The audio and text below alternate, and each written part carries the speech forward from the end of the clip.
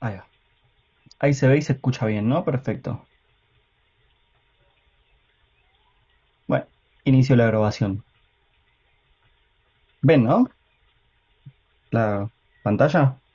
Sí, sí. Sí, sí, se Se ve, ve. se ve. Buenísimo. Lo primero que quería preguntarles es, ¿les dijo Manuel qué bibliografía iba?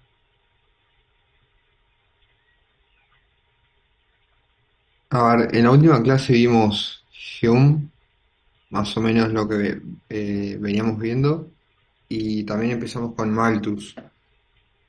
Perfecto. Bueno, de Malthus van a tener una clase no conmigo, sino con Jerónimo, más dedicada solo a Malthus. Y ahí van a hablar de el ensayo sobre el principio de población y eso, ¿no? Pero ustedes me preguntaban por la bibliografía, no les di una lista específica de bibliografía, ¿no? O sea, Porque, el profe menciona papers todo el tiempo, dice vamos a leer tal paper, tres papers, pero no nos dice cuál paper. bueno, mira, eso era lo que quería ver ahora. Igual dijo algunos ensayos de Hume. Miren, acá, el sitio, bibliografía, básicamente Manuel refiere siempre a los mismos papers, que son estos, que les puso Guido acá.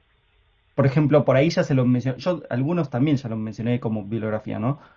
Este de North the Institutions, eh, ¿no? Este de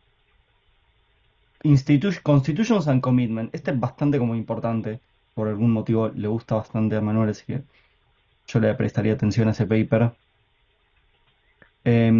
Y después, bueno, de Malthus, por ejemplo, les dije, todavía no tuvieron la clase con el ayudante que les va a dar específicamente eso, pero básicamente lo que entra son una selección de los ensayos del principio de población, que acá está, son 20 páginas. O sea que en definitiva está todo acá, solo que reconozco que no hay como una... que eso, ¿no? Como que no hay una lista específica y eso está medio mal, pero es lo que les comenté la vez pasada por mi parte. Yo les puedo dar una, porque el parcial generalmente se estructura así. Son cuatro preguntas, al menos así sí son los cuatrimestres pasados. Y ustedes tienen que elegir dos preguntas. De esas cuatro preguntas, lo que suele ocurrir es que em, cada ayudante manda una correspondiente al tema que estuvo enseñando. Bueno, una corresponde a Manuel, ¿no? Pero otra, por ejemplo, les mando yo con los ensayos que vimos. Otra manda, no sé, Jerónimo con un tema sobre Malthus. Y así, ¿se entiende? Y tienen que elegir como dos y la responden. Esa suele ser cómo se estructura. Entonces, posiblemente sea idéntico este cuatrimestre, aunque de vuelta habría que preguntarle a Manuel, pero posiblemente sea idéntico. Voy a intentar que sea idéntico. Pero, pero si es así, entonces, nada, los papers de Manuel suelen ser estos, básicamente. Sobre todo este, Constitutions and Commitment, Institutions. Em, por ahí esos de Grave, que son un poquito más difíciles de leer, no tanto, pero pueden leer siempre el abstract y la conclusión y la matemática del medio, que hay como cosas de teoría de juegos. Prestarle menos atención, ¿no? Pero... y bueno, Hume y todo eso. Pero bueno, eh, Perdón.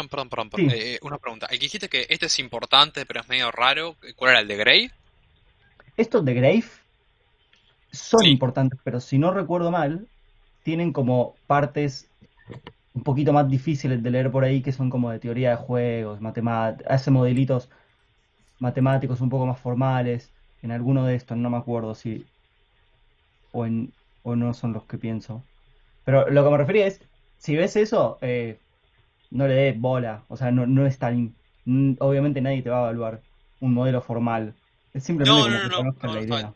No, no se entiende, no, nomás quería saber porque, como vos dijiste, es medio medio raro, entonces quería ver bien cuál tenía que leer y cuál no, Sí, por eso. yo te Porque diría que estoy medio apuntes a perdido estos con de eso y con no. Hume también. Porque los de Griffith es medio la misma idea. Pero bueno, igual si apunta también a lo que dé Manuel en la clase.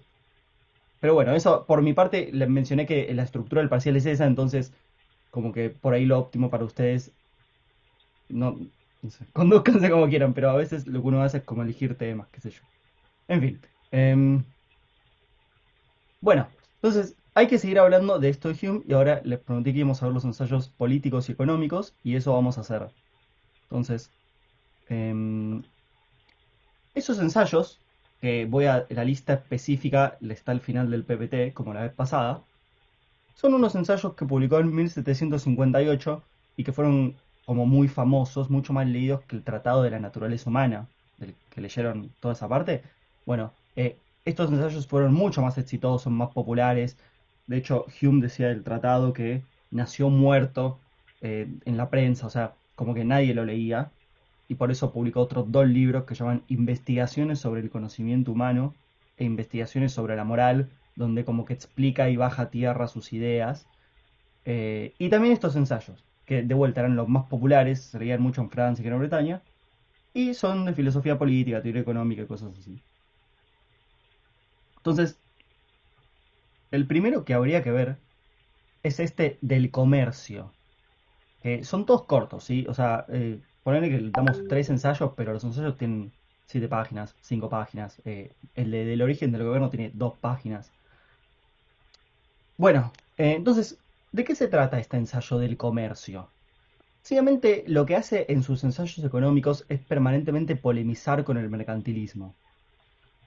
Tiene unos ensayos monetarios que ahora también vamos a ver donde critica más explícitamente la idea de que acumular oro y acumular reservas sirva de algo. Pero en este ensayo del comercio tiene otro carácter. Hace foco en otro aspecto del mercantilismo que es básicamente una política dirigida a buscar cómo financiar ejércitos. Es decir, uno acumula oro para poder financiar ejércitos que muchas veces eran de mercenarios o a veces simplemente soldados a los que uno le tiene que pagar con el fin de incrementar el poder del soberano, así se decía, pero esto está ligado básicamente a las monarquías absolutistas del siglo XVI, XVII, como ustedes saben. em, no sé, Luis XIV, por ejemplo, en Francia, reyes que concentraban todo el poder del gobierno y tenían imperios, colonias que mantener, etcétera. Vamos a hablar un poco de eso después, pero entonces lo que plantea es básicamente un estado que lo que hace es obligar dice, imagínense que lo primero que hay que hacer es alimentarse. O sea, lo primero que uno tiene que hacer es producir para la agricultura. Pero una vez que uno más o menos asegura esa subsistencia, si la productividad del campo sube un poco más, entonces queda un excedente de mano de obra, ¿no? De gente que no necesariamente tiene que trabajar en el campo. Bueno, una política de índole mercantilista lo que haría es, esto está todo en el PPT lo que estoy diciendo, una política de índole mercantilista lo que haría es forzar a esa gente a trabajar al servicio militar, ¿no?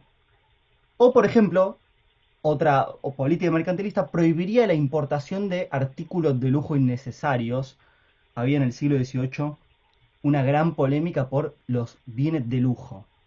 Eh, Esto es un tema que como que reaparece permanentemente. Había gente que decía es inmoral en algún grado que, por ejemplo, con tanto campesinado hambriento en Francia, se produzca tantos artículos de lujo. Y otras personas decían, y los primeros como economistas de alguna manera, bueno, pero si lo pensás, la producción de artículos de lujo crea empleos y eso es beneficioso y mantiene gente. Era un tema como bastante candente en su momento.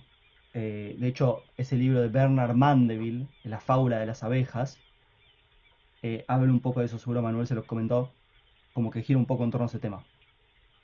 Entonces, todas estas son como políticas restrictivas, ¿no? Políticas que buscan poner restricciones en la economía o en la libertad de las personas para elegir en qué gastar su riqueza, ya sea prohibiéndoles importar o directamente con la conscripción. Son políticas restrictivas bajo la idea de que eso enriquece al Estado, de que eso agranda al Estado. Entonces, lo que se plantea Hume ¿es real eso? ¿Realmente es la mejor política posible para un Estado perseguir ese tipo de cosas? Entonces, lo que dice es, bueno, analicemos los incentivos que crean estas políticas. Que en realidad, como veíamos en la clase pasada, por incentivos podríamos entender mucho mejor naturaleza y pasiones humanas. Eso que nosotros llamamos incentivos con una terminología moderna, la misma idea está en Hume, solo que llamada naturaleza y pasiones.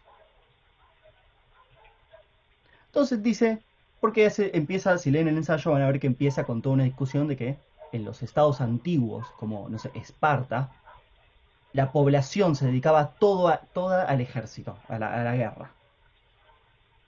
Y decía, ¿sería bueno volver a estas políticas de la antigüedad y no tener en cuenta la felicidad de los súbditos? Es decir, no dejarles, por ejemplo, dedicarse en vez de al servicio militar, sino a que persigan, no sé, las manufacturas, las artesanías, cosas así, o que consuman bienes de lujo.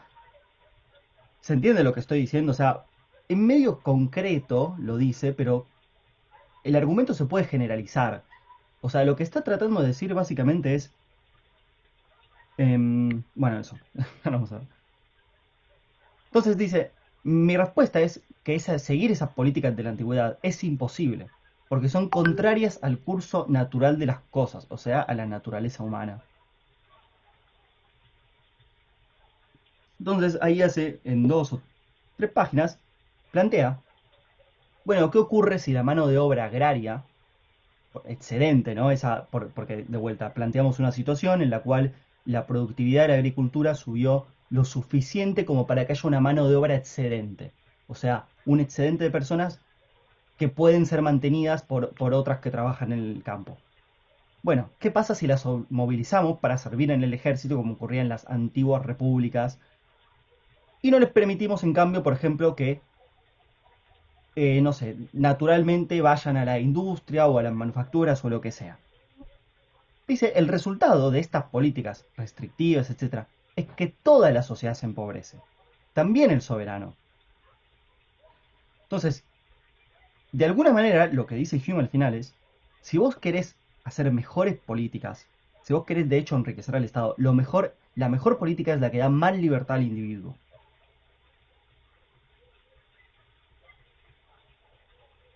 Bla, bla, bla, esto es lo mismo que dije. ¿Y por qué pasa esto? Pero esto que decís de la Sí, libertad del individuo, como que no va en contra de, digamos, el poder absoluto del soberano. O sea, sí, obvio, ¿por qué el obvio, obvio. soberano haría eso?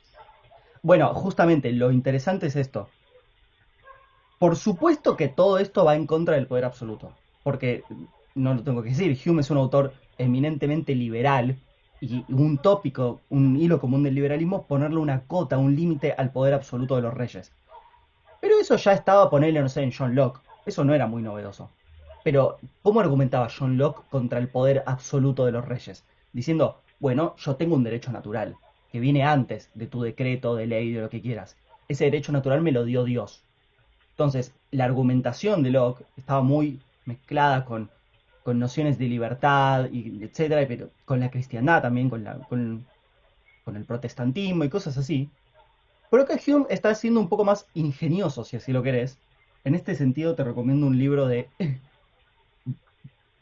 Por ahí les suena un poco sorprendente que recomiende esto, pero te recomiendo un gran libro de Foucault que se llama El nacimiento de la biopolítica, en donde lo que hace es como hacer una lectura de los primeros autores liberales y qué sé yo. Foucault es un autor que puede ser debatido infinitamente y muy polémico, pero a mí me parece que algo positivo tiene y es que es muy riguroso. Muy riguroso. Pero entonces, ¿por qué? A ver, respondiendo más a tu pregunta, ¿qué es lo que dice Hume? Lo que dice Hume es, en realidad si vos querés hacer más fuerte el Estado, si vos querés, como rey absolutista, querés que tu Estado esté lleno de riquezas, etcétera, lo que tenés que hacer es laissez-faire, laissez-passer, dejar hacer, libertad para el individuo, porque eso es lo que va a generar riqueza, lo que va a generar industriosidad y lo que va a enriquecernos a todos. El comercio enriquece a las personas y ahora vamos a ver por qué. Entonces, lo que él plantea es como una manera de decirle al soberano, vos no estás tomando la mejor política. O sea, en realidad, si vos quisieras enriquecerte, tendrías que hacer esto. Entonces, es una forma de argumentar como distinta a la de Locke contra el absolutismo, ¿no? Por eso Foucault en ese libro lo que plantea es, acá lo que hay es un modo de gobernanza también. O sea, no es que es una cosa de anarquista ni nada así, de no creo en la política, no creo en la autoridad, sino que es otra forma, es como desplazar el eje de autoridad de una sociedad. a otro lugar.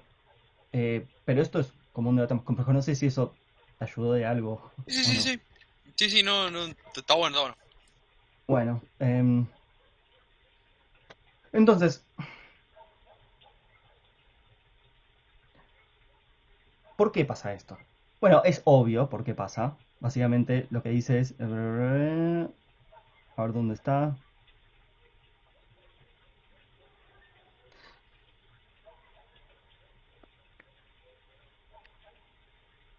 Básicamente, si a vos las personas no las obligás a ejercer, no las dejás demandar sus propios bienes, etcétera, entonces no tienen ningún incentivo para trabajar. ¿Por qué? Porque la laboriosidad, las ganas de, eso, ganas de trabajar, la laboriosidad, son despertadas por el deseo que tenemos de consumir bienes. O sea, de vuelta, somos sujetos autointeresados. Todo esto está lleno de un lenguaje que a nosotros nos suena ajeno del siglo XVIII sobre pasiones, deseos, laboriosidad. Pero, ¿por qué lo traemos acá a una materia de economía todo esto? Porque si lo piensan, es exactamente el modo de argumentar de cualquier economista. O sea, lo que está diciendo es, los sujetos estos son autointeresados. Si vos redireccionás sus objetivos, sus fines, si vos los obligás a hacer otra cosa, por ejemplo, de la que se propondrían ellos mismos, van a perder toda laboriosidad, todas ganas de trabajar y etcétera. ¿Se entiende? Entonces, ¿por qué enriquece el comercio exterior? ¿Por qué el comercio exterior acrecienta las manufacturas? Bueno, ustedes ya habrán estudiado el argumento de las ventajas comparativas y todo eso, y eso después está en Smith, que lo vamos a ver. Pero acá Hume no está diciendo exactamente que el comercio nos enriquezca solo por las ventajas comparativas. Está haciendo un argumento distinto, está diciendo que el comercio nos enriquece porque nos pone en contacto con artículos nuevos, por ejemplo, lo cual enciende nuestro deseo, nuestra pasión por acumular riquezas.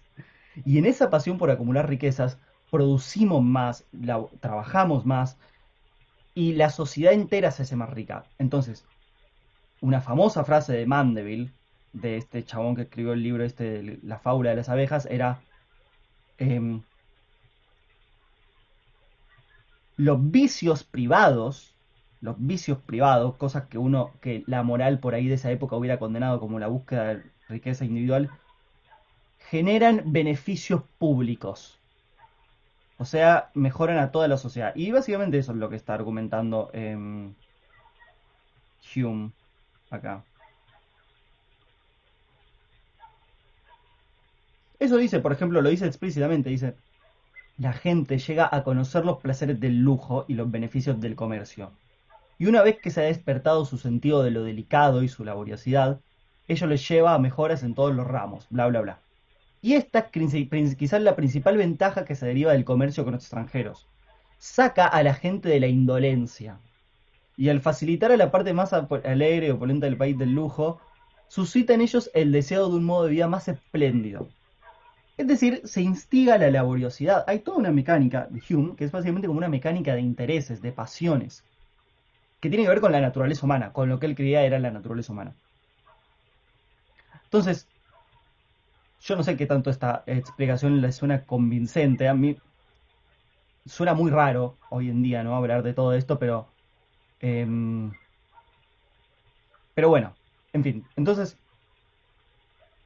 dice algo interesante que es, por supuesto, esta libertad tiene que ir unida a ciertas características. No es que la libertad en simple libertad de perseguir tus fines genera mayor riqueza por ese mecanismo que vimos, de que se despierta la laboriosidad de las personas en cualquier circunstancia.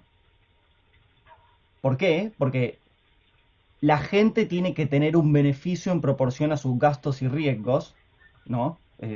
Básicamente es lo que está diciendo acá Hume, de hecho eso es una cita textual.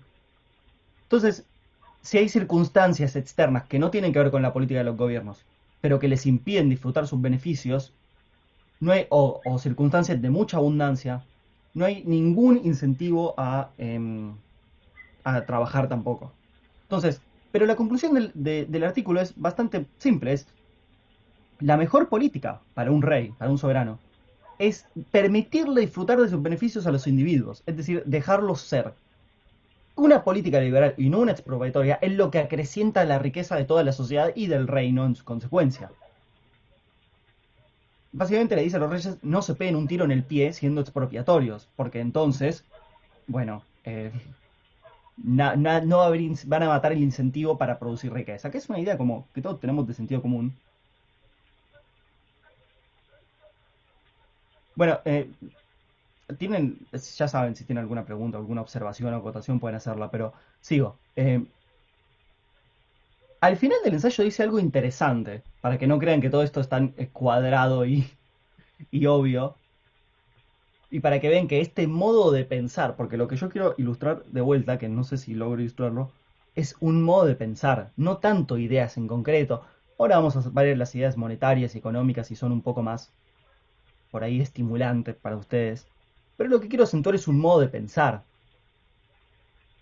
Entonces, por ejemplo, fíjense, al final del ensayo, en la penúltima página, dice: por esta misma razón que venimos trabajando, una gran desproporción de riqueza entre ciudadanos, o sea, desigualdad económica, si lo quieren decir, debilita el Estado. ¿Por qué? Bueno, lo dice ahí, dice. Básicamente sí, hay mucha gente en condiciones de pobreza. em, Si hay gente en condiciones de pobreza y que no pueden y son muy extremas, no tienen ningún incentivo tampoco para trabajar, porque bueno, suponemos, por una serie de motivos, su productividad puede ser muy baja, lo que sea, pero se imaginarán por dónde vienen. Entonces, ya saben que esto se corta, pero bueno. Entonces, eso es interesante porque, de alguna manera, ese mecanismo de transmisión de que si vos partís de una desigualdad inicial, eso debilita tu riqueza futura, también está presente en algunos modelos contemporáneos de political economy. Por ejemplo, está este famoso libro de Persson y Tabellini, pero esta cita, me olvidé de ponerla, es de un libro que se llama, de Alan Dreisen, que se llama Political Economy, no sé cómo se llama. Después me preguntan en tal caso. Pero lo que menciona es un modelo que es bastante simple de entender y dice: cuando vos tenés una sociedad que parte de una desigualdad inicial muy fuerte, entonces eso, acá el mecanismo que plantea es algo distinto, pero es parecido. Eso crea una presión por la redistribución. Y cuando se ponen en marcha políticas redistributivas, eso afecta el crecimiento económico a largo plazo. Entonces pueden pensar, si así lo quieren, lo voy a decir de manera muy simplificada, pero se podría debatir, pueden pensar, no sé, por ejemplo, en Argentina, donde la distribución del ingreso, a mi entender, no era muy igualitaria a finales del siglo XIX. Y lo que plantea acá es, bueno, ¿qué pasa cuando la distribución del ingreso igualitaria no es muy igualitaria? En un régimen democrático o en la transición a un régimen democrático, aparecen políticas redistributivas. Le hace el gobierno de Irigoyen, etcétera. Y esa presión por políticas redistributivas es lo que genera un menor crecimiento a la larga. Entonces, en estos modelos... pero bueno, ¿por qué pasa todo esto? Bueno, si me presionan un poco en última instancia, ¿qué diría Hume? Está en la naturaleza humana. O sea, cosas como la presión redistributiva, etcétera, no hay que condenarlas, tipo tonta, estúpida gente que pide redistribución. Es human nature. O sea, eso después hay una cosa interesante de Hayek sobre la justicia social y todo eso, pero...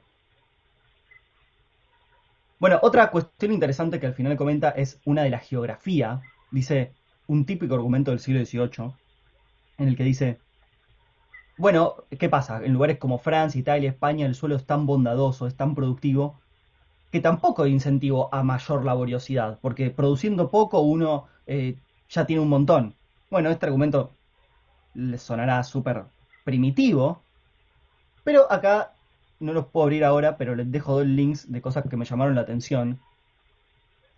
Acá, ¿qué estoy tratando de hacer? Estoy tratando como de ilustrar si este ensayo contiene implicancias testeables, ¿no? O sea, hipótesis que uno podría como poner en términos más científicos.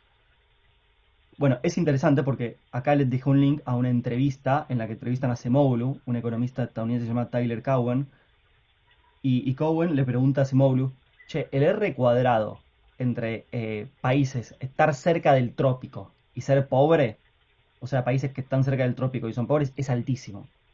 ¿Por qué es eso? Y Acemoglu, ya lo verán, le dice: es coincidencia. O sea, Porque la geografía, Bull tiene una serie de papers donde trata de refutar la idea de que la geografía impacta el crecimiento económico, uno llama reversal of fortune y qué sé yo. Entonces, la geografía no es un agente causal, es una variable ahí endógena, es un confounder, pero no es la causa de la pobreza de los países. Bueno, acá Hume dice que más o menos sí, la geografía puede serlo, pero podemos pensar que la geografía puede ser una causa porque modifica a su vez los incentivos en ausencia de ciertas tecnologías. Por ejemplo, acá les dejé otra nota en la que conocen Singapur, ¿no? Saben que Singapur es uno de los países más ricos del mundo, con más PIB per cápita del mundo. Y saben bajo qué modelo político se desarrolló Singapur.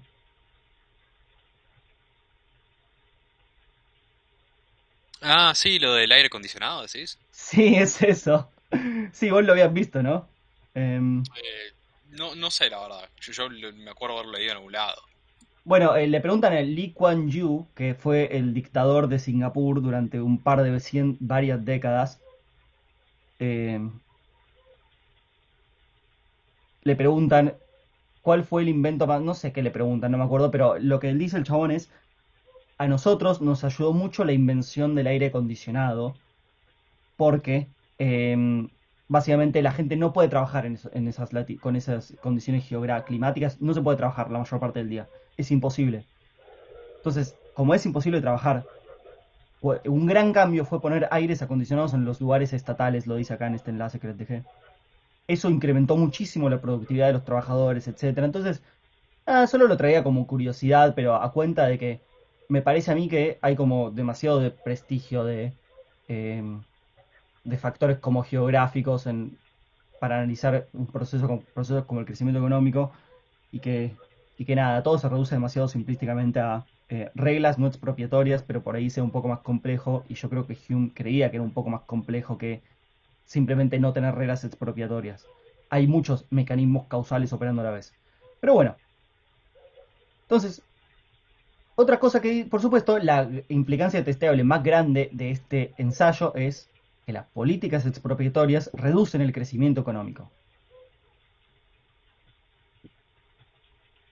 Entonces, el argumento que se daba en esa época de por qué eso era así, está para mí sucintamente explicado de una manera bastante linda y elocuente y literaria en un libro de Tocqueville que se llama La democracia en América, que es excelente, donde, por ejemplo, caracteriza cómo eran las monarquías absolutistas en Europa y dice, son monarquías que van y te dicen, vas a hacer lo que yo quiera, cuanto yo quiera, exactamente en el sentido que yo quiera. Vos te vas a encargar del detalle, o sea, no sé, como un burócrata, por ejemplo, pero vas a hacer lo que yo quiera a fin de cuentas. Y dice, Tocqueville, no es con semejantes condiciones como se obtiene la participación de la voluntad humana.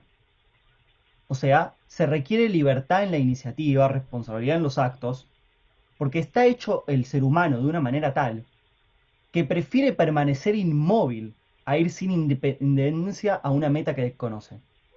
O sea, básicamente las personas prefieren no hacer, se vuelven indolentes, si así lo querés, pierden hábito de laboriosidad, cuando no pueden hacer las cosas que desean, cuando no pueden alcanzar sus metas, etc. Esto no solo tiene por qué tener una implicancia anti-Estado o anti-burocrática, también puede tener una implicancia de anti-desigualdad, como habíamos visto antes. O sea, la desigualdad también puede operar de la misma manera, y eso puede ser un mecanismo más espontáneo o de mercado, pero puede generar los mismos efectos.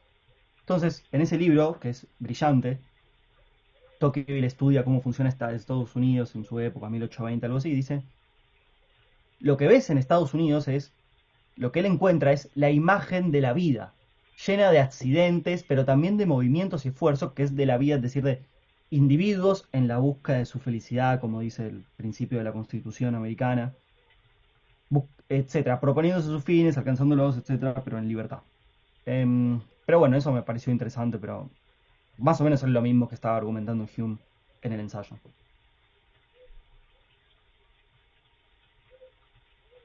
Bueno, pero entonces, ya para movernos, todo esto puede ponerse en un marco teórico un poco más contemporáneo en estos papers que tienen que leer acá, de North y Acemoglu y todos esos tipos, donde lo que menciona, por ejemplo, es una definición de instituciones. Bueno, ¿qué son las instituciones? Ya lo dije en la clase pasada, creo, pero lo repetimos brevemente. Son reglas que restringen la acción. Son como una restricción presupuestaria, son como eso, básicamente. Es una restricción sobre nuestro movimiento, sobre nuestras, dadas las preferencias que tenemos.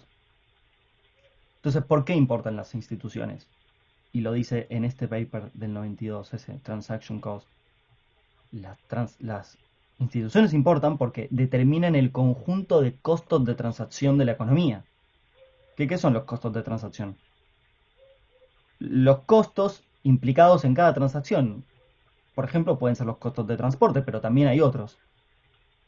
Como por ejemplo, medir el atributo de un bien. Esa de un ejemplo, ¿no? O sea, yo tengo que comprar. Bueno, queda menos de un minuto, así que dejo de hablar. Y quedamos aquí. Ahora volvemos a entrar acá. Seguimos. Y ya en media hora o algo así terminamos con estos ensayos de Hume.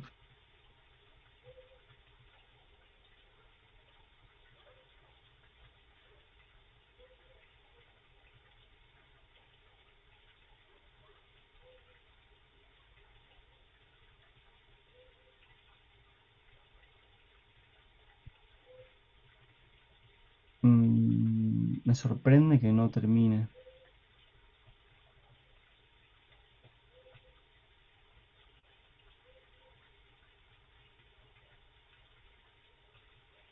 Bueno, ahí estoy compartiendo otra vez. ¿Se ve bien? ¿De vuelta? ¿Se escucha bien? ¿Todo bien?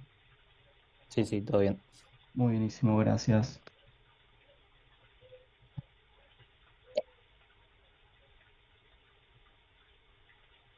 Claro, exacto. Esto es a lo que se llama neoinstitucionalistas. ¿Por qué? Hay toda una historia muy larga que no viene a cuento ahora que tiene que ver con el institucionalismo. Está asociado a autores como muy viejos, de principios del siglo pasado, de 1890, de 1900, que llamaban, por ejemplo, Thorstein Veblen y otros americanos, estadounidenses, y, y a eso se les llamaba institucionalistas. Bueno, esos tipos no tienen nada que ver, tienen mucho que ver con la escuela histórica alemana, que es otra cosa totalmente distinta de esto, pero no tienen nada que ver con esto, con Douglas North o Acemoglu o estos tipos. A Douglas North y a estos tipos los llamamos neoinstitucionalistas, porque ¿qué es lo que hacen? Aceptan todo el marco teórico neoclásico, o sea, te dicen, la teoría del valor neoclásica está bien, el equilibrio general, todo eso, la macroeconomía, expectativas racionales, todo eso lo aceptamos el cuerpo económico de teoría neoclásica, pero le falta algo, le falta un análisis de las distintas instituciones. Sin eso no puedes terminar de explicar cómo crecen los países. Pero es algo muy compatible con la economía neoclásica, es como un complemento. Y a eso es a lo que llamamos neoinstitucionalismo. Bueno, Hume y Smith no serían institucionalistas, pero eso es una cuestión historiográfica, ¿no? O sea, de nombre que le ponemos a autores y a escuelas.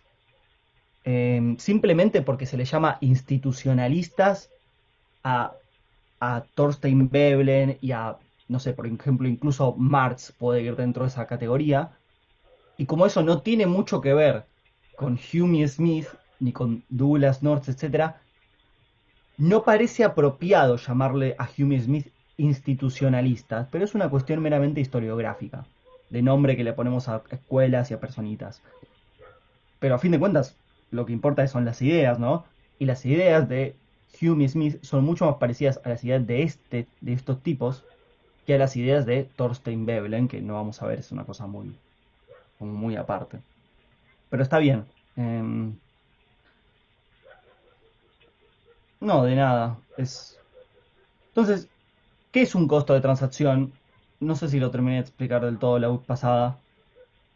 Por ejemplo, el ejemplo que da en el texto es, imagínate que vos vas a una verdulería porque querés comprar un jugo, querés comprar naranjas para hacer jugo de naranjas. Bueno, están las naranjas enfrente tuyo, pero a vos lo que te interesa cuando compras la naranja es la capacidad que te da la naranja de hacer jugo, ¿no? No te interesa, no sé, otras cosas. El problema es que hay un problema como de, esto es un ejemplo súper bobo, pero lo podemos pensar más general. hay un problema de información asimétrica. Porque yo no sé si la naranja, si los atributos de ese bien son exactamente lo que estoy comprando. Y sin embargo el precio por kilo es el mismo. Me van a dar todas las naranjas. Si les pido un kilo de naranjas, me van a dar cualquiera. Pero yo no sé si esta es tan buena y tiene tanto jugo como esta otra, o si tiene su misma consistencia o lo que fuese. Entonces hay un problema de medición del atributo. Yo debería, por ejemplo, tomarme un instante para medir, no sé, agarrar la naranja y sentirla y ver si está, si es consistente. Y eso me puede tomar tiempo y puede significar algún tipo de costo. Entonces, este ejemplo es súper bobo, pero creo yo que se entiende que lo que estamos tratando de decir es que cuando adquirimos un bien, pagamos por ese bien. Pero también hay un costo relacionado, por ejemplo, con medir si realmente ese bien tiene lo que queremos. Donde más pasa esto, por ejemplo, de un ejemplo mucho más importante que van a ver después en un paper de alguien, es en un contrato laboral. Porque ¿cuál es el costo de transacción del contrato laboral? Yo te contrato a vos para que hagas algo, pero yo no sé, esto también se llama problema principal agente, yo no sé si vos vas a hacer para lo que yo te contraté. Yo no sé si vos no vas a usar tus tiempos muertos para boludear, o si vas a, ni siquiera tiempos muertos en realidad, si vas a boludear subrepticiamente y no vas a trabajar, no lo sé. Entonces, bueno, ese problema en concreto tiene una solución, que es contratar a alguien para que vigile a esa persona. O sea, un manager, un gerente, que es lo que hace, para lo que existen esas posiciones. Según ese paper de alguien que van a leer. Pero se entiende que las transacciones no son tan transparentes, dice la escuela neoinstitucionalista, como en el mundo neoclásico de competencia perfecta. No es que es un producto homogéneo e información perfecta, yo compro el bien, sé lo que tengo y ya. Sino que hay involucrado, como hay asimetrías en la información, como hay información imperfecta, hay involucrado toda una serie de riesgos. Y, por ejemplo, el de medición de los atributos del bien, o un riesgo de incumplimiento de contrato, también es un costo de transacción. Yo puedo vos comprarte a crédito un bien y vos no sabés si yo no voy a incumplir eso, si yo no voy a incumplir el contrato. Y eso entraría como un posible costo de transacción. Pero ¿cuál es entonces? Como toma recursos medir los atributos y bla bla bla y hacer ese tipo de cosas, si hubiese costos de transacción muy altos, habría operaciones que no se llevarían a cabo. Léase, si yo no sé si vos vas a, por ejemplo, dejar de pagar el crédito en el que incurriste, si hay un costo de transacción por un riesgo expropiatorio muy elevado, por ahí yo nunca ni siquiera te presto, o por ahí pongo la tasa de interés tan alta que es imposible para vos, ¿no? La seguridad jurídica, a Claro. mayor seguridad jurídica, menores costos de transacción. Exacto. Entonces, ¿qué dice North y dicen estos tipos? Y está en esos papers que tienen que leer.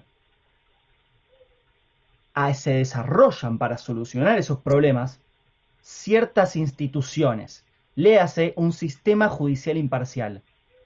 Entonces yo antes dije, los costos de transacción, las instituciones determinan los costos de transacción. ¿Por qué? Porque si vos tenés una institución llamada sistema judicial imparcial o república, como lo quieras llamar, si vos tenés un agente que más o menos, un tercer partido,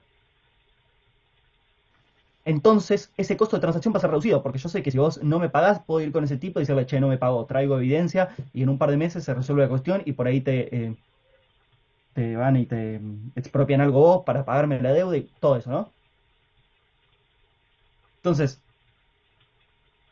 ¿por qué ocurre eso? Bueno, porque en sociedades grandes y complejas, donde no funciona la confianza cara a cara, los mecanismos de simpatía que vimos en la clase pasada, ¿se acuerdan?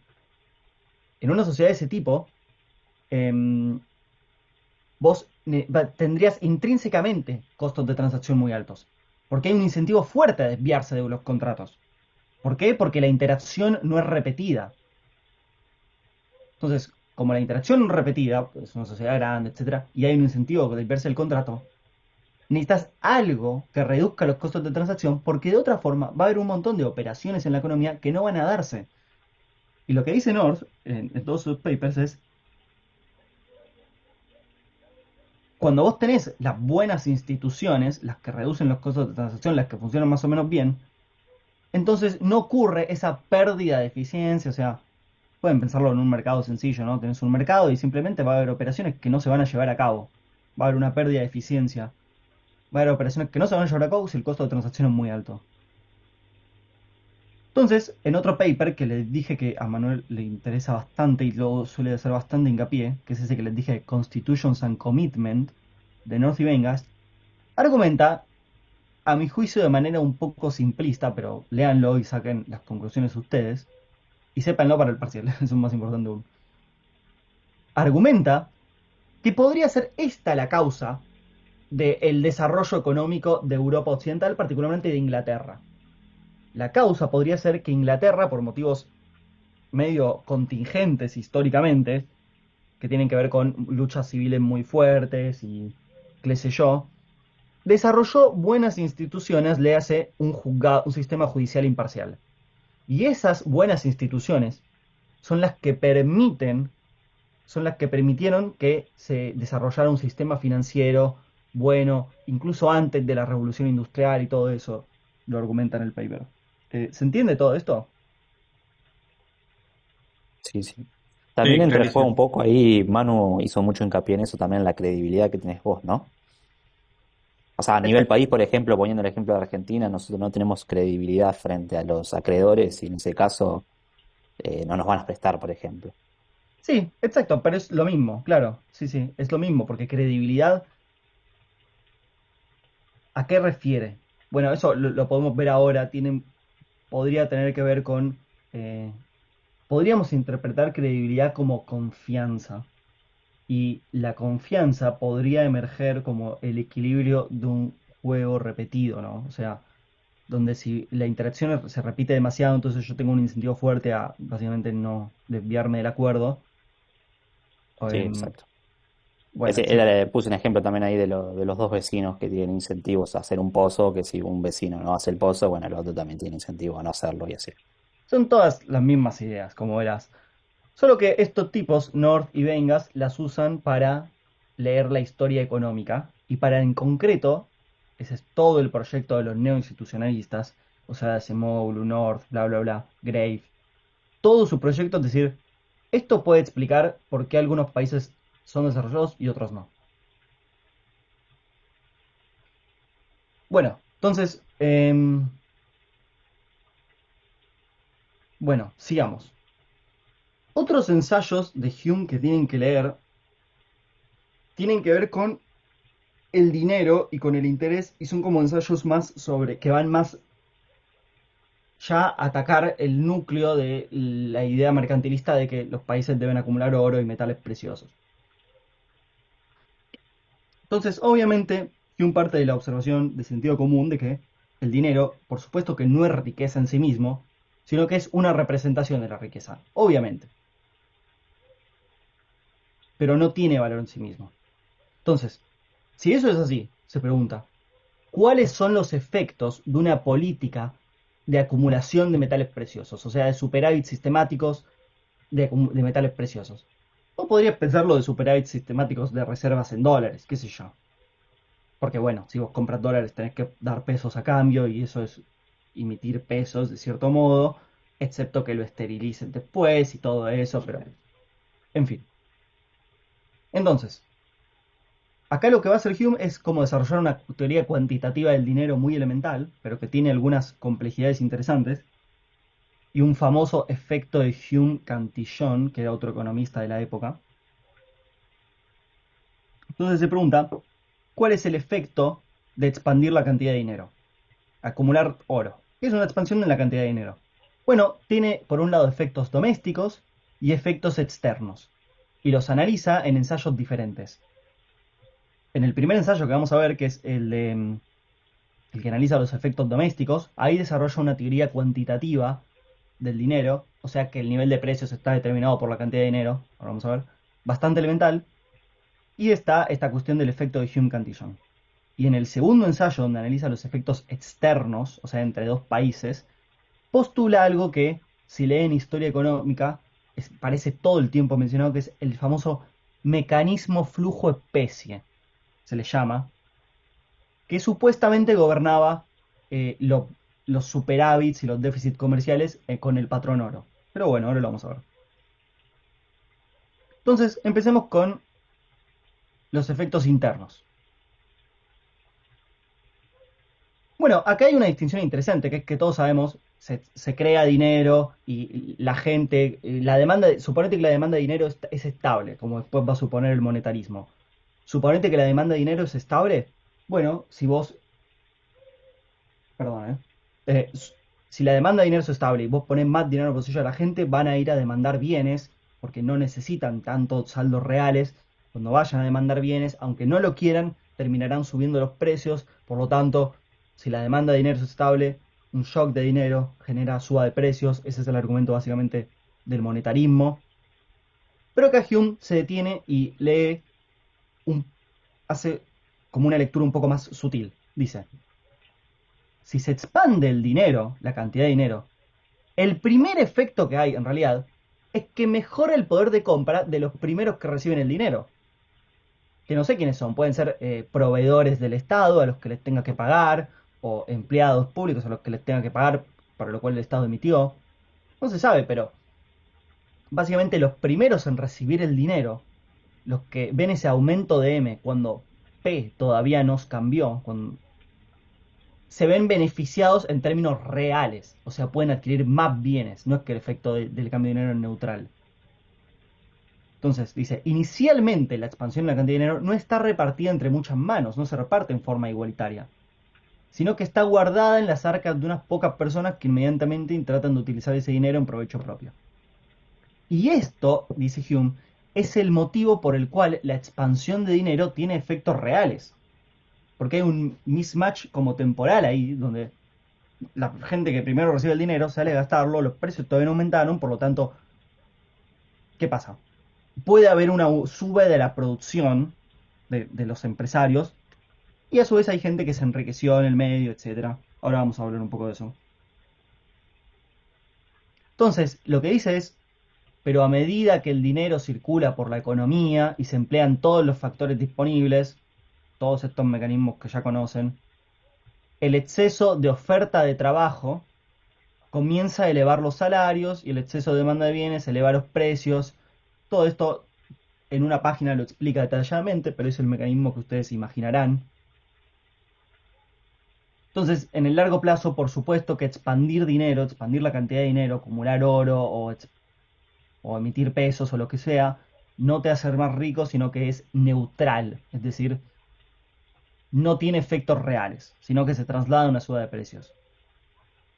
Pero en el ensayo básicamente está esta idea de que sí en parte hay efectos reales. Y eso es lo que se denomina efecto de Hume-Cantillon, que es que una expansión monetaria beneficia a los primeros que reciben el dinero y perjudica a los últimos a los que llega. Con lo cual la inflación también genera una redistribución del ingreso. O sea, también tiene efectos reales de redistribución del ingreso, todo eso.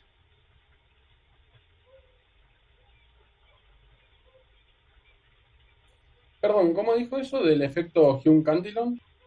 Está acá, básicamente es eso que mencionábamos recién. Cuando se expande la cantidad de dinero, eso también tiene efectos redistributivos. Porque los primeros que reciben ese dinero sí tienen un mayor poder de compra, porque los precios todavía no cambiaron. Igual acá está como una definición, si lo querés como para anotar, pero es eso, ¿se entiende eso? Esa idea. Sí, sí, buenísimo, se me había cortado por eso, genial. Gracias. Bueno, ok, no, de nada. Entonces, del conjunto de estas reflexiones podemos sacar la conclusión de que carece totalmente de importancia para la felicidad interior de un Estado que exista una mayor o menor cantidad de dinero. Eso es a lo que quería llegar Hume. A demoler la idea mercantilista de esto importa, los superávits comerciales importan, por ejemplo. No, no importan. Y es más, no solo no importan, sino que además se contrarrestan. ¿Por qué? Porque ahora pasa a analizar... Ay, me olvidé de sumar ese ensayo. Se llama de la balanza comercial. Ahora pasa a analizar los efectos...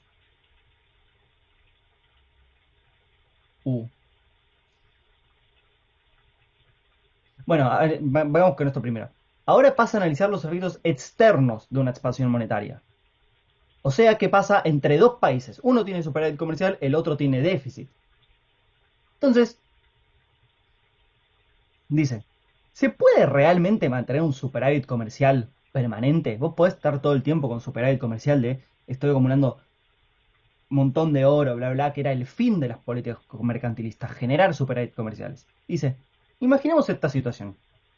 Está España, que está acumulando oro porque hace políticas proteccionistas. Y está Inglaterra, su socio comercial, que lo está desacumulando. O sea, España tiene exportaciones netas positivas, e Inglaterra es la que le está comprando, con lo cual tiene exportaciones netas negativas, o sea, importa más de lo que exporta. Solo son dos países, uno tiene superávit, el otro forzosamente tiene déficit. ¿Qué ocurriría? Lo que acá escribe Hume es un mecanismo por el cual termina viendo que esos superávits son insostenibles en el largo plazo. ¿Cómo funciona? Bueno, en base a esta teoría cuantitativa que vimos antes, lo que pasa es lo siguiente. En España, ponele, sube la cantidad de dinero. Tienen superávit. Entonces tienen más oro. ¿Qué ocurre? Como hay más oro, ya sabemos, la teoría cuantitativa esta de Hume nos dice, como cualquier teoría cuantitativa del dinero, que el nivel de precios está determinado por la cantidad de dinero. Ergo, los precios suben. ¿Y qué pasa en Inglaterra? Pasa exactamente lo opuesto. El oro se está yendo, con lo cual los precios están cayendo. Lo que eso significa es que están cambiando los términos de intercambio de los países. O sea, Inglaterra se está haciendo más barata y España se está haciendo más cara para sus respectivos socios comerciales, ¿no? Entonces, como cambian los términos de intercambio, lo que termina pasando es que España se termina volviendo deficitaria, porque de pronto le empiezan a comprar más a Inglaterra porque es más barata, e Inglaterra es la que se vuelve superavitaria. Entonces lo que dice es, este mecanismo lo que implica es que ningún déficit o superávit se puede mantener de forma permanente, por supuesto si hay libertad de precios,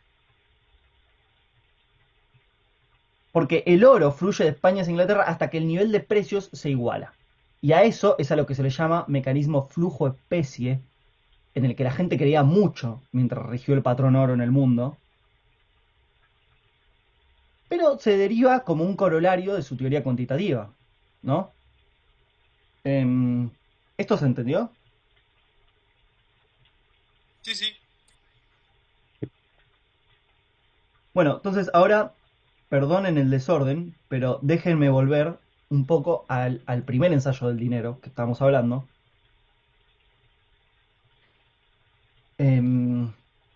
Habíamos dicho, pensemos solo en los efectos domésticos. M genera, vimos que por el efecto Hume-Cantillon, una suba de M genera una suba en el producto. ¿Ok? Tiene efectos reales. Y en parte también genera efectos solamente monetarios. Pero lo que Hume no termina de dejar en claro es ¿qué predomina? ¿El efecto real o el efecto solamente monetario neutral?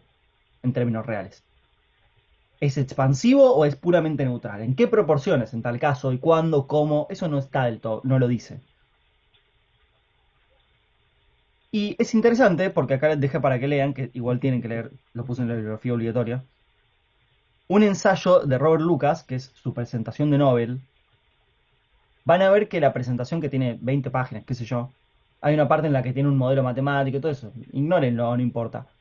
Lo único que hay que saber es esto, que es lo que vamos a hablar ahora, que está en la conclusión y en el principio.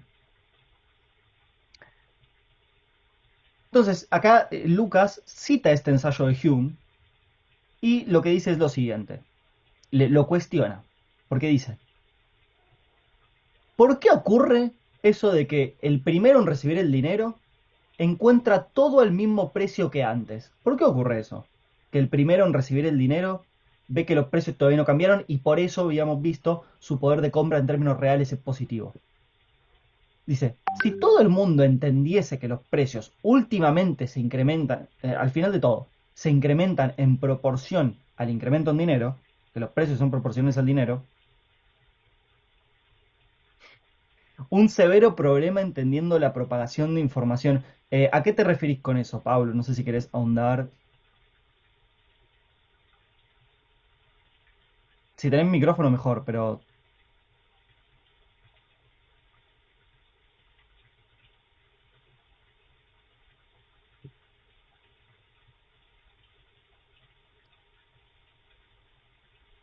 Bueno, en tal caso lo discutimos en un rato, es interesante, pero justamente eh, es cierto que puede haber una cuestión.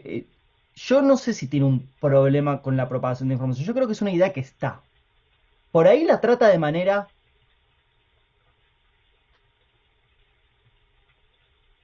Puede ser, sí, yo entiendo tu punto. Hay un punto en el cual tenés razón para mí, que es. Lucas asume como, bueno, ya lo saben, expectativas racionales que tiene un agente representativo.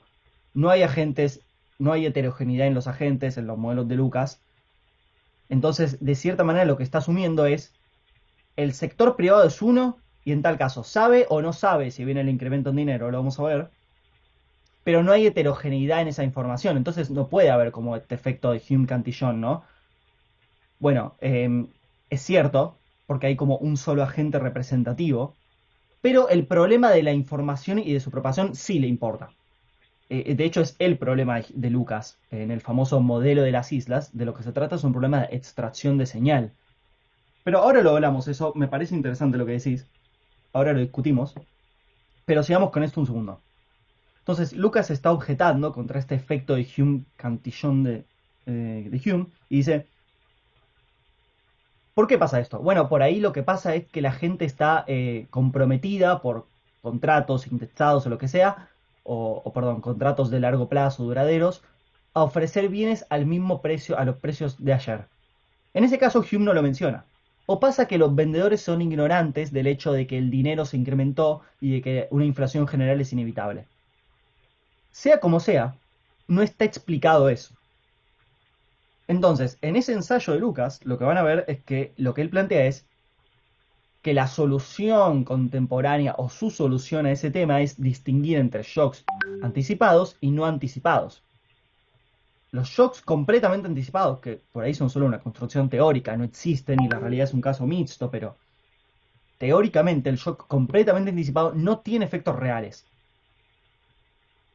Y esto tiene que ver con, de vuelta, sus expectativas racionales y todo eso que por ahí discutimos más en la segunda parte de la materia. Pero creo que con esta distinción entre anticipado y no anticipado se entiende, ¿no? Entonces,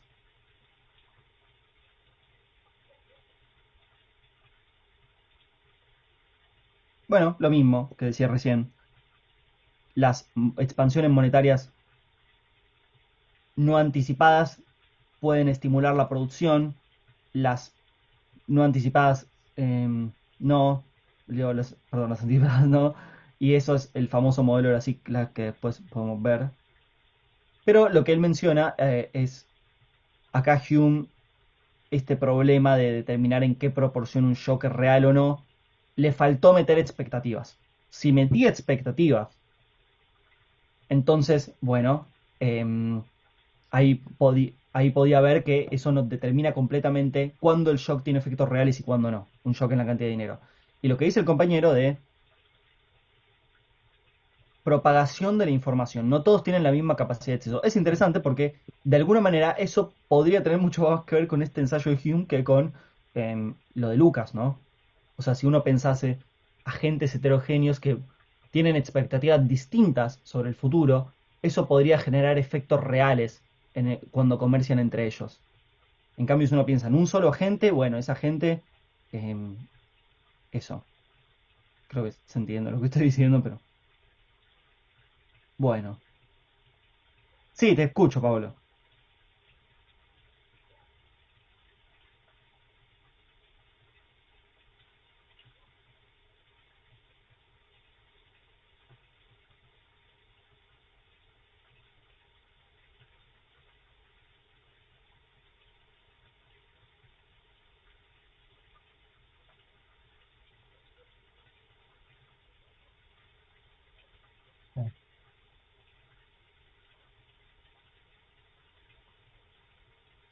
Estoy de acuerdo, o sea, buenísimo que pudiste conectar el micrófono.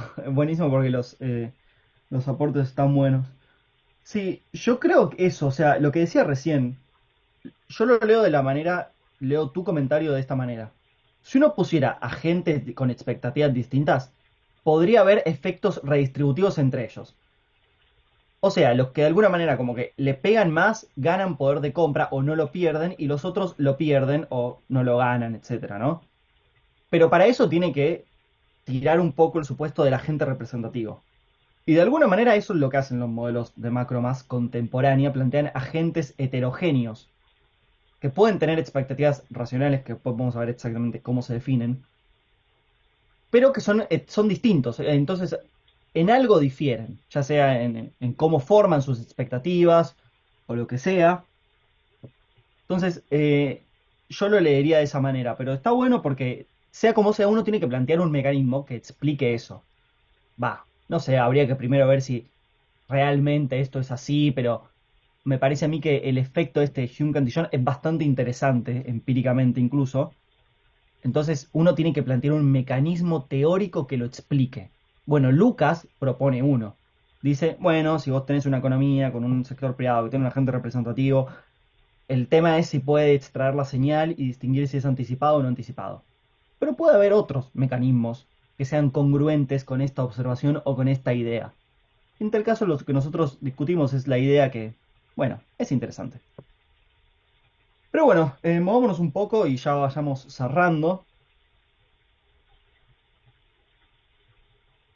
Y por último están los ensayos políticos, que también tienen que leer, que son cortísimos, también.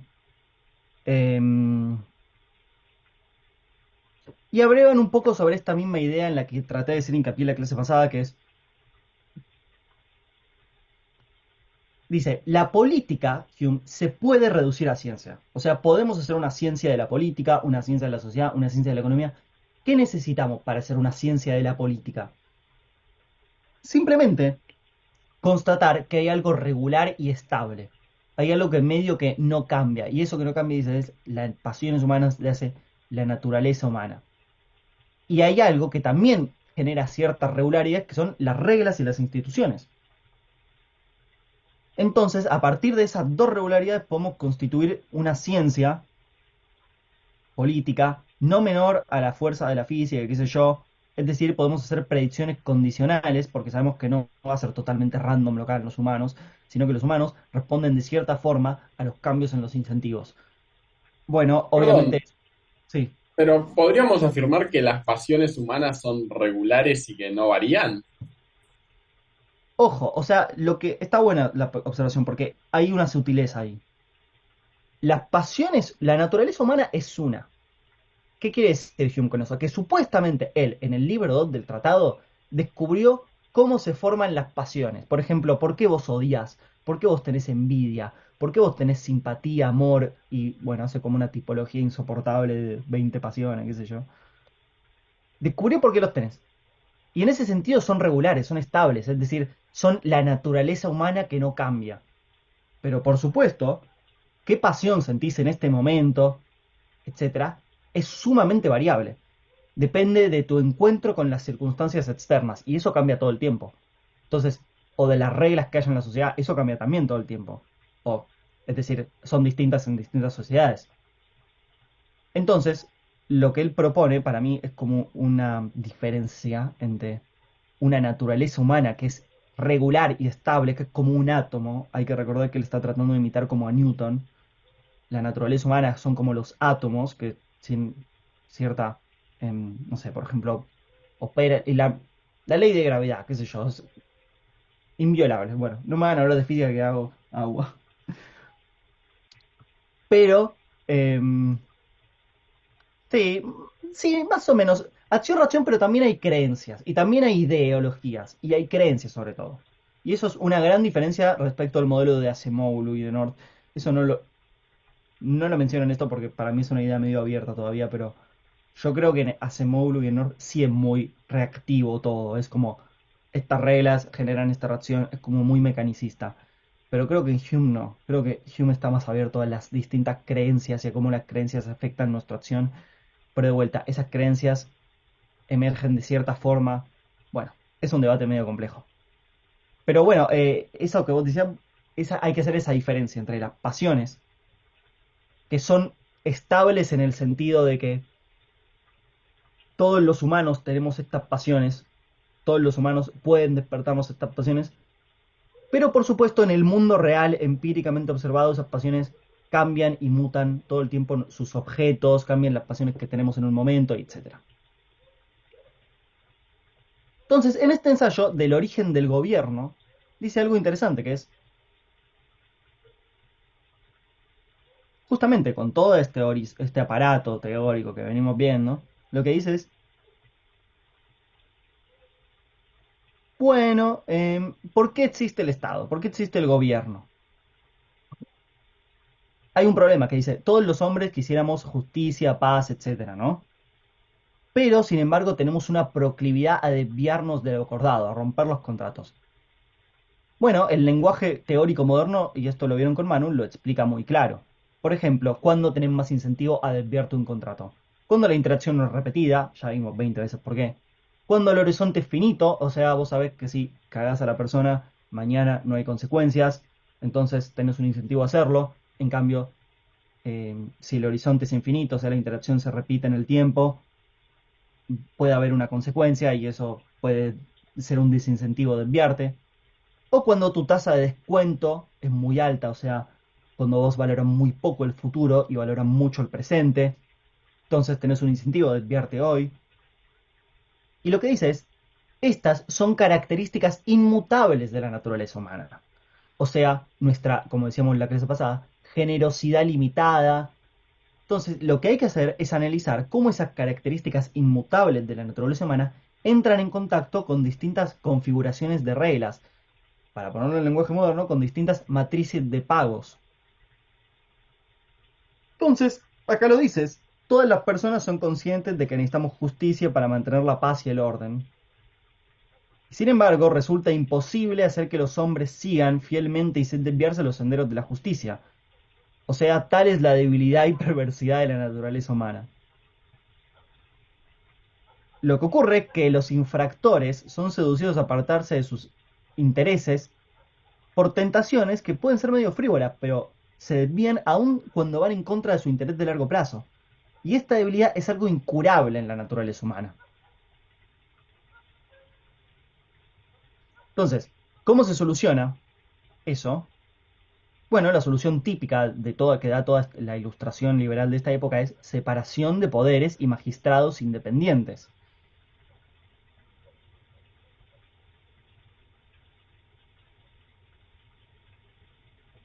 Bla, bla, bla. ¿Por qué? ¿Por qué esa es la solución? Bueno, bastante claro me parece a mí, pero básicamente cuando yo tengo a alguien encargado específicamente de vigilar o de arbitrar los conflictos, etc., esa persona no sufre tanto el incentivo a desviarse de los acuerdos como yo. Por supuesto, también los poderes se pueden corromper, pero fíjense, la idea permanente de Hume, o de Tocqueville, o de John Adams, o de toda la ilustración del siglo XVIII es esa, es el poder tiende a la corrupción, el poder tiende al abuso. ¿Cuál es? Pero sin embargo, es un mal necesario. O sea, necesitamos un Estado, necesitamos reglas, y por eso necesitamos a alguien que más o menos centralice el poder e imparta palazos el orden cuando necesita. Entonces, ¿cuál es la solución? Porque el poder tiende al abuso, tiende a la concentración.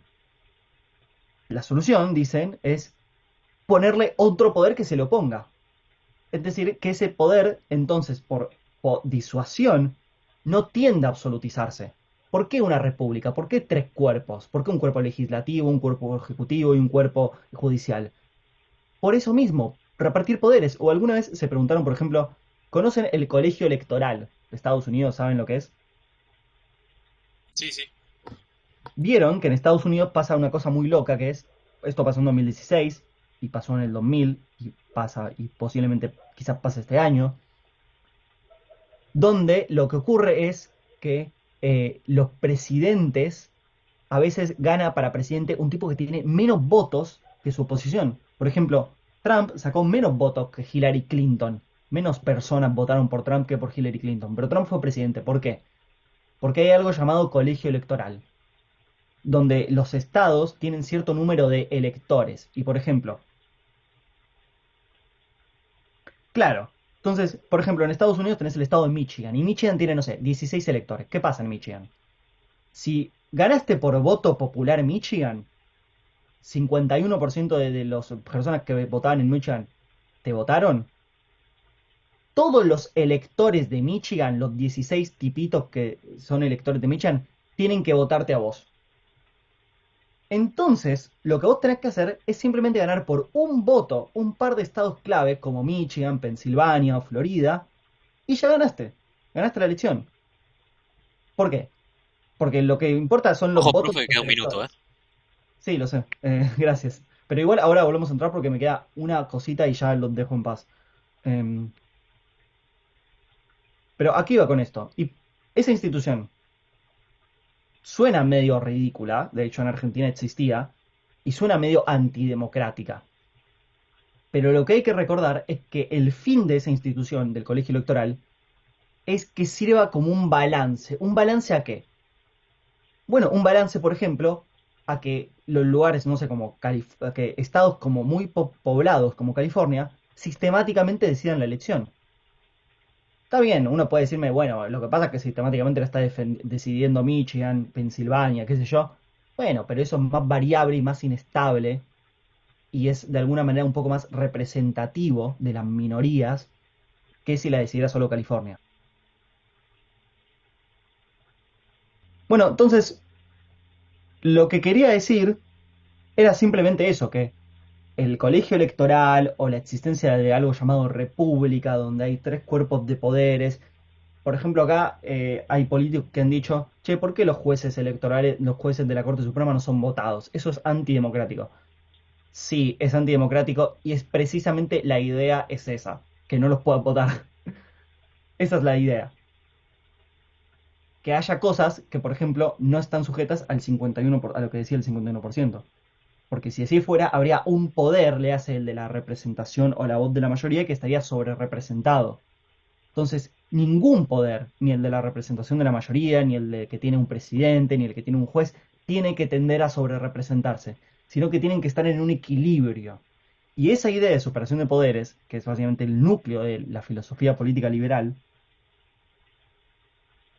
es todo esto que está diciendo Hume en este ensayo de El origen del gobierno. Y esto se reduce en una última frase, que para mí está bien,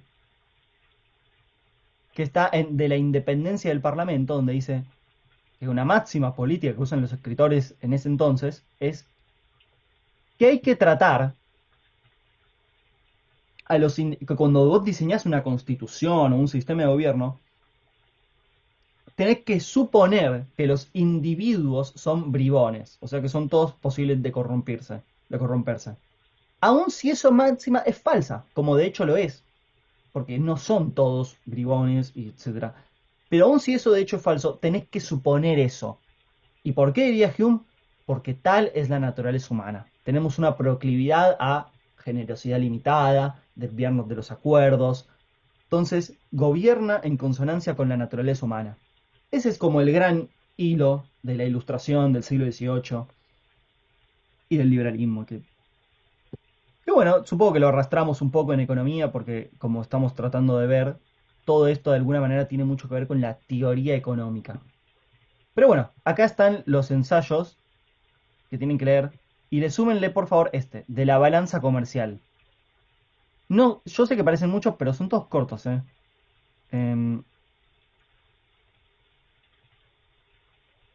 Pero si me preguntan en qué hay que poner énfasis, pongan énfasis en del comercio, del origen del gobierno y del dinero o del interés. Pongan énfasis en esos.